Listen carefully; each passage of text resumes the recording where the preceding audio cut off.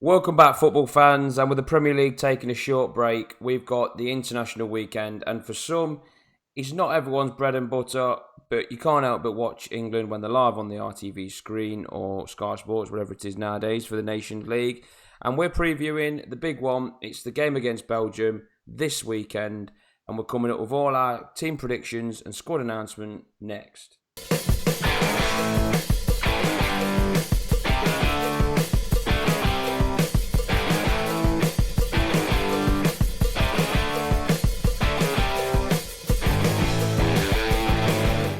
Welcome back, football fans, and this is the preview for the England game versus Belgium in the Nations League, and it's the big one. It's the real test for England this time round. In the World Cup, we fell short twice. It's the kind of game that is a good test for England. We get to see where we really are. It's no good playing these smaller nations and get the false illusions. So Belgium is going to be a cracking test.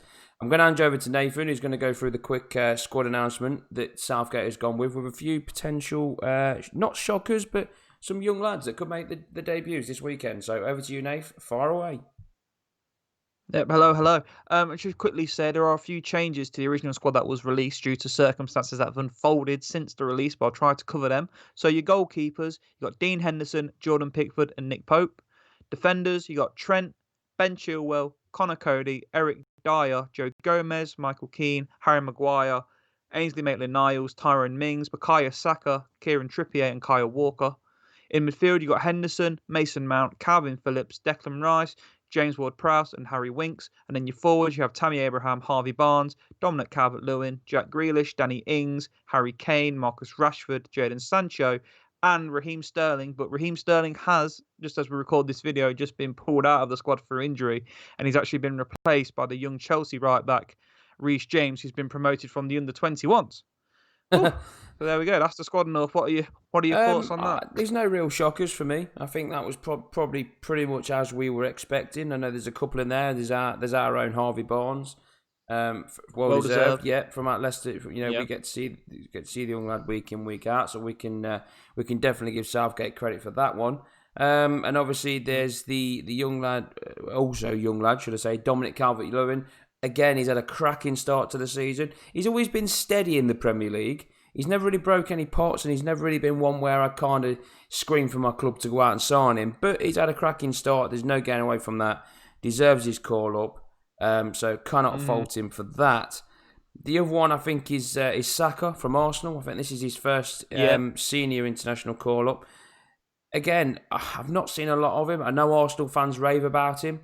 He seems to have something about him. When we played Arsenal at their place towards the end of last season and in the Cup this season, he did cause us problems. So he looks like he's got the ability to break into that England squad.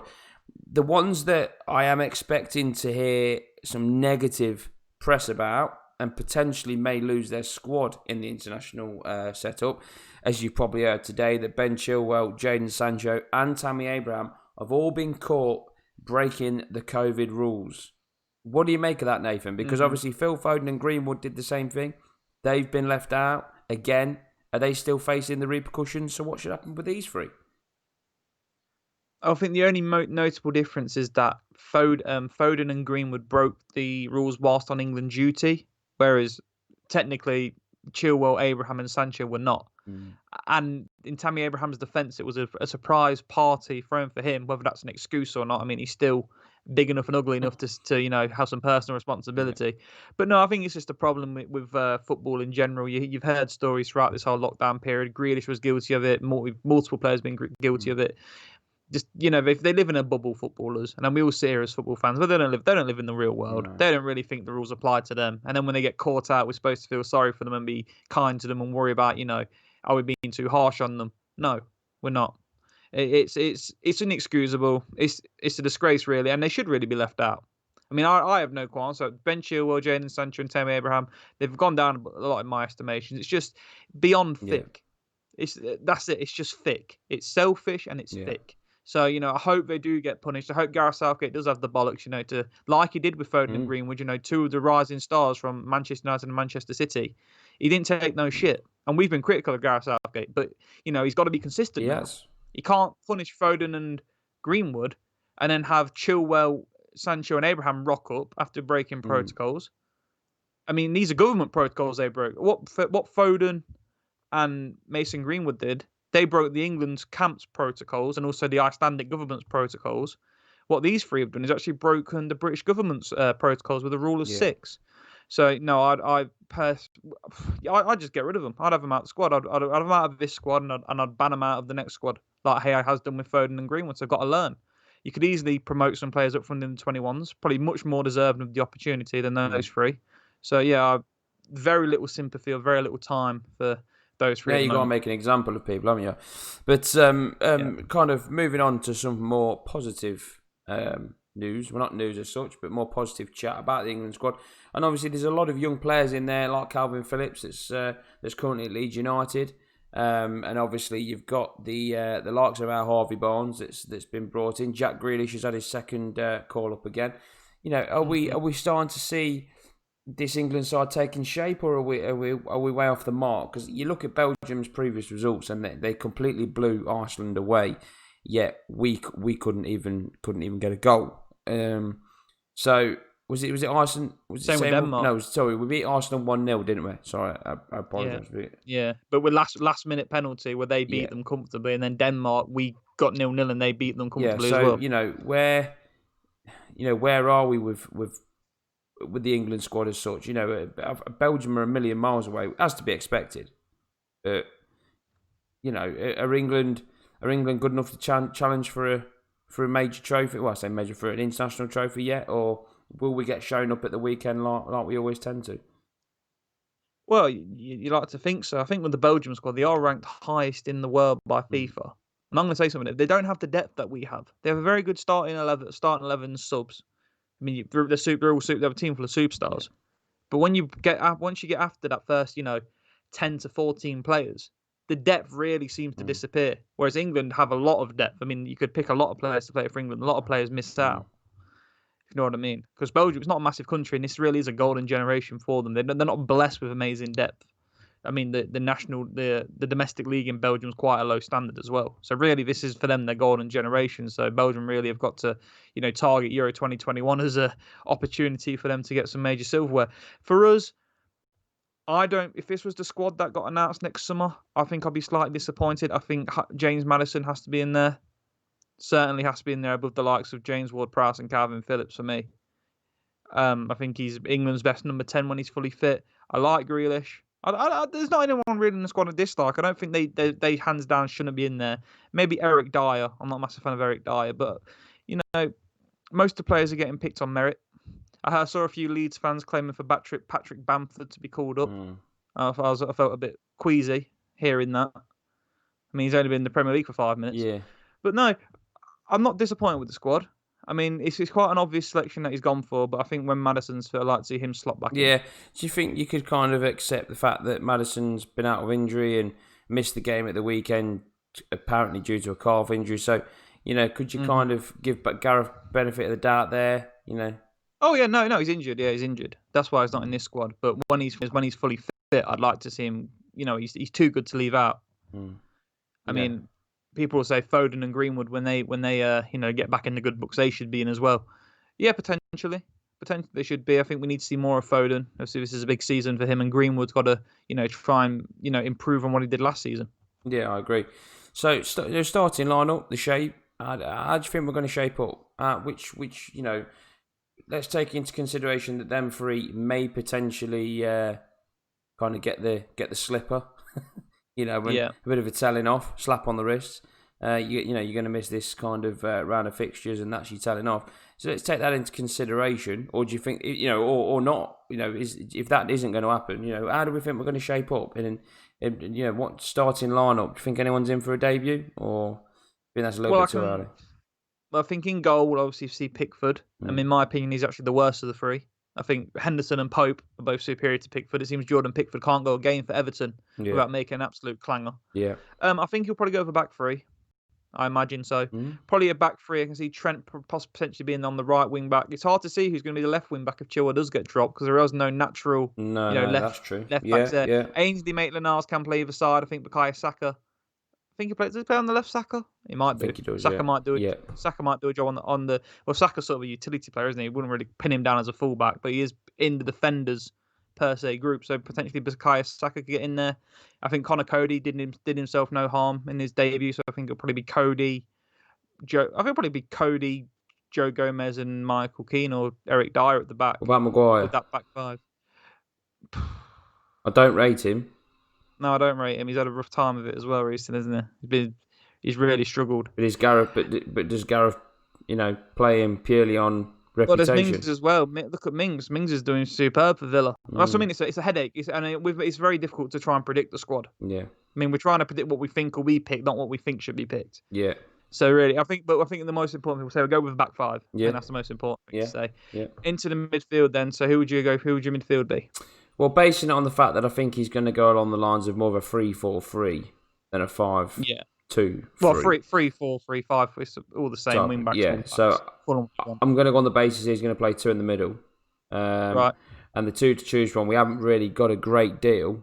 I'm just going to kind of go back to the squad announcement because I'm off the top of my head. You've got Jordan Henderson, Mason Mount, Calvin Phillips, Declan Rice, James Ward-Prowse, and Harry Winks. I think Henderson will be in there. Yeah, should Henderson will be in there. Now, personally, I would probably go along the lines with maybe Mason Mount, but I don't think he will. I think he'll play Harry Winks. I think he'll go safe. I think it'll be Henderson and Harry Winks as the midfield too. Quite negative, isn't it? Yeah, and I think because it's Belgium, I don't think he's any other team. I think he'd go with Mount, maybe James Ward-Prowse. Someone in there that's going to give you that flair and that creativity. But I don't think someone who can get on the half turn and open things up. I don't think he's going to be looking for that. I think he's going to be looking for someone that can sit in there, can run around a lot, break up play, and just give it to someone that's going to give you the creativity. So I think it's going to be Harry Winks and Jordan Henderson as the middle 2, which then leaves us with the front 3. Now it's going to be Harry Kane. That's a no-brainer. It's going to be Harry Kane. Yeah. Calvert-Lewin's not going to get his debut. Well, he may do off the bench, but he's not going to start. That's for sure. Tammy Abraham, there's every chance that he may get dropped. Jack Grealish, obviously out on one of the wings, maybe. Sterling's not in there. Rashford is normally a dead cert, so probably Rashford on one side, Kane down the middle, which leaves obviously the right-hand side, which is usually for Sancho. But again, if Sancho gets dropped, that then leaves an opportunity and a massive opportunity for Harvey Barnes or Jack Grealish. I think he goes with Jack Grealish on the basis this is his second call, and Harvey's very, very raw at the moment, and he's still fairly young. So I would say from top to bottom, Pickford in goal. Yeah. A back 3 of Gomez, Michael Keane, and Connor Cody or Eric Dyer. Eric Dyer's in there. Let's not forget. So we're leaving Maguire out. It's a tough one, isn't it? And that's what I mean. And then it's a tough one as well. It's very difficult. It's very difficult to try and pick. If I go with who I think Southgate will go with, I think he will go with Joe Gomez, Eric Dyer, and Harry Maguire. Eric Dyer and Harry Maguire. Not Kyle Walker. Back 3. You know what? It's difficult, isn't it? Every minute you throw a name and you think in the World Cup he played Walker in that. I think Walker's past it. So no, I don't think he will. I think fuck the defence. It's too fucking hard to pick. There's so many combinations. We'll just see what happens. Yeah. Wing backs, obviously, I would say Trent and Chilwell. If Chilwell's to it, midfield, I would go with I would say Henderson and Winks will be his 2. And the front 3, Harry Kane down the middle, Rashford on one side. And if Sancho doesn't get dropped, Sancho on the right-hand side. If he does, I wouldn't be surprised if we see Jack Grealish start. Now, on paper, the strong side, but we know England always seem to fail against the bigger sides. Belgium just ooze class, don't they? We know we've got three internationals in our team. Obviously, Dennis Pratt's injured, but we know there's some real serious technicians in the Belgium squad. So it's going to be a very tough game. I would like to see I've never been a big fan of Declan Rice. I've always thought, when you live outside of London, there's a perception that the London media kind of pick the team for England. It feels like if you play for a London club, you've got a far easier route into England than play around the country. But Declan Rice, when he played against Leicester this weekend gone, obviously we're Leicester fans, fucking Yeah, fantastic. ran the show. He looked incredible. I thought I never, I hold my hands up, I never rated him until I watched him close, and he was superb. Yeah, So yeah. I would not be against seeing Declan Rice in there if Henderson isn't. But I don't want Henderson and Rice in there. Like I said, I'm a massive. I always want a 10. I always want someone who can get on the half turn. Yeah, So yeah. I think you only really one in there who can do that is Mount and maybe a Prowse with creativity, or maybe you even drop Jack Grealish back and ask him to do a job in the middle. But who knows? We'll have to wait and see. So what's your score prediction then, North, finally, for Belgium? We'll end it on that. I'm going to be on the fence. No, I'm not going to be on the fence. I think Belgium are going to turn us over. I think it'll be fucking funny looking fence that is. Yeah, it's a wonky one. I think Belgium are going to turn us over, and I know that may be negative, but they are just an unreal side. They really settled are. Side What as well. a nation! Settled, yeah. Very settled, as you say. And they've got goals in the team. They've got creativity. They've got goals. I just don't think we can cope. You look at the back three. Whoever you put there, even if it's a back four, there's no one in there that can defend. There's no one there that goes, do you know what? He's a Martin Keown. He's a Sol Campbell. He's a Rio Ferdinand. There's gonna or a JT that's going to defend. He's going to put his body on the line. There's no one there. No one there that screams that at me. So I think we're vulnerable. I really do. They all seem to perform for the clubs, or some of them do. But I don't know. It just, Joe Gomez this season so far is having an absolute stinker. Harry Maguire isn't as good as what everyone thinks he is. And to be honest with you, Tyrone Mings, he had an okay career at Villa, but he's still not. He's not up there, is he? He's not that class player that England needs. So Tyrone Mings. If he wasn't athletic, he wouldn't be nowhere near the Premier League. I've never seen a bloke putting so many last-ditch challenges in my life. Yeah. So I mean, if he wasn't 6'6" and built like a racehorse, he'd be in big trouble. Yeah, exactly. So I think 3-1 Belgium. Maybe negative. Well, but 3-1 Belgium. I'm going to be positive. I'm going to say 3-1 England. Harry Kane will pull up in the first 25 minutes with a tight calf. Calvert-Lewin will come on and bag a hat-trick. There you go. Match ball and all. And that'll do it for this video. That is the England versus Belgium preview in the Nations League. 3 lines on the shirt. Jules Rimet still gleaming. Till next time. Is it coming home? Keep it. What? Is it coming home? Is it coming home? Oh, no. No chance. Fucking no chance. Take care. Take care. Bye-bye.